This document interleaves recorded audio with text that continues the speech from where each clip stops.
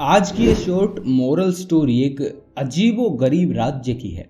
अजीबो गरीब राज्य इसलिए क्योंकि इस राज्य में सामान्य राज्यों की तरह राजा हमेशा राज्य नहीं करता था। इस राज्य में हर 5 साल में राजा बदल दिया जाता और उसे एक खतरनाक जंगली जानवरों से भरे भयानक अनजान जंगल में छोड़ दिया जाता।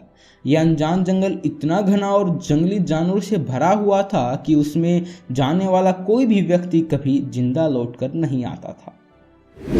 हर 5 साल में जब उस राज्य में नया राजा चुना जाता तो उस राजा शुरू के दिनों में ही राजसी ठाठ बाट ऐशो आराम और सत्ता के मोह में पड़कर 5 साल बाद उसके साथ क्या होगा उस बारे में जैसे भूल ही जाता।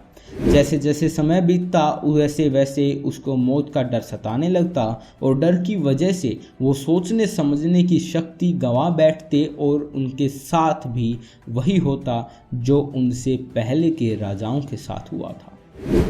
ये सिलसिला ऐसे ही आगे बढ़ता रहा और कई सामान्य लोग राजा बने और 5 साल के बाद उस जंगल में मरने के लिए भेज दिए गए।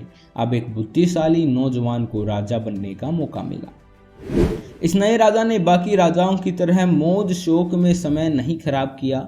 उसने अपने भविष्य के बारे में विचार किया और उसे खुशहाल बनाने का निश्चय किया। राजा ने अपने सैनिकों को उस भयानक जंगल के बारे में पता करने के लिए बोला। जल्दी ही सैनिकों ने उस जंगल के बारे में पता लगा लिया और राजा को कड़ी सुरक्षा के साथ उस जंगल को दिखाया गया। वहां पर कई लोगों के कंकाल मिले जो भूतपूर्व राजा के थे। नौजवान राजा ने बड़ा सोच समझ कर एक योजना बनाई और उसके हिसाब से अपने लोगों को लगाकर जंगल के सारे पेड़ धीरे धीरे कटवा दिए।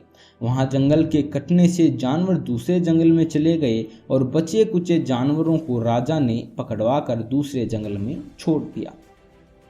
3 सालों तक जंगल कटवा कर वहां पर राजा ने एक आलीशान महल बनवा दिया। बाकी के 2 सालों तक राजा ने गरीब लोगों के लिए उस जगह पर हजारों घरों का निर्माण करवा दिया और इस जंगल को पूरी तरह एक नए राज्य में तब्दील कर दिया। जब वह राजा का 5 साल का कार्यकाल खत्म हुआ तो नियम के मुताबिक उसे उसी जंगल जहां पर पहले जंगल था और अब नया राज्य भेज दिया गया। उस नए राज्य में बसी नई प्रजा अपने राजा का पहले से इंतजार कर रही थी।